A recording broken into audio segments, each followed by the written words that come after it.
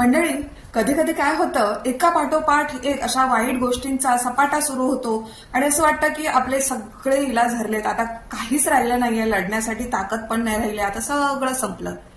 तर अशा वेळी त्या गोष्टीला सामोरं जाण्याची आपली ही जुनी पद्धत जी असते ना, विचारांची, लढण्याची, ती हरलेली असते.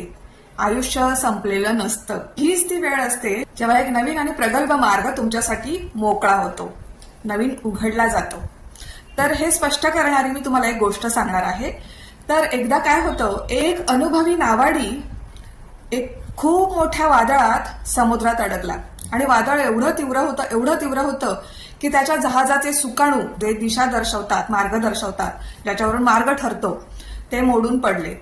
त्याने खूप धावपळ केली, खूप प्रयत्न केला, पण वादळ खूप होतं. त्याने देवाकडे प्रार्थना केली की देवा मला वाचव, पण सगळे इलाज त्याचे हरले. शेवटी तो दुःखी होऊन, हताश होऊन, निराश होऊन जहाजाच्या एका कोपऱ्यात जाऊन बसला. आता त्याला वाटलं आता सगळं संपलं, आता काहीच होणार नाही, आता काय राहिलंच नाहीये आपल्या हातात. आणि ते जहाज एका अशा निर्जन कुठल्या तरी वेगळ्याच बेटावर जाऊन थांबतं आणि तिथे काय होतं, एक अनोळखी बेट, अनोळखी जागा आणि वाळू आणि जंगल.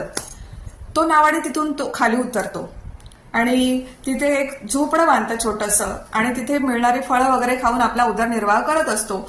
आणि एक दिवशी अशीच फळं शोधण्यासाठी तो बाहेर गेला असताना त्याच्या झोपडीला आग लागते.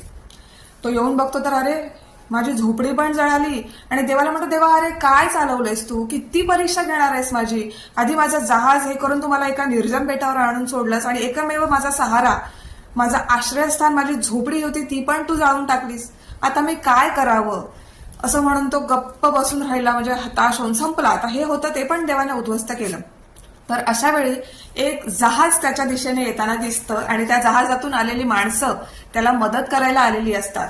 तर तो त्या बेटावरून जहाजातून आपल्या स्वतःच्या देशात जातो आणि त्यांना विचारतो की तुम्हाला कसं कळालं की मी इथे आहे. तर ते म्हणाले की आम्ही लांबून जात असताना आम्हाला धुराचे लोट दिसले आणि त्या धुराच्या लोटाच्या दिशेने आम्ही इथे आलो, कारण आम्हाला कळलं की कोणीतरी संकटात आहे. आणि अशा प्रकारे त्याने सगळे मार्ग संपलेले असताना देवाने कसं त्याचा मार्ग मोकळा केला, याचं उदाहरण देणारी ही एक कथा आहे. तर याच्यावरून आपल्याला काय कळतं की आपण कधीच हताश नाही व्हायचं, कितीही संकट येऊ देत, आपल्याला याच्यातून बाहेर पडायला मिळणार आणि ते खूप चांगल्या प्रकारे बाहेर पडायला मिळणार, हे विसरायचं नाहीये. अगदी आयुष्य शून्यावर जरी आणून ठेवलं ना, तरी पण त्याच्यातून आपला स्वर्ग निर्माण करण्याची ताकद आपल्या मनात, आपल्या अंगात असायलाच हवी.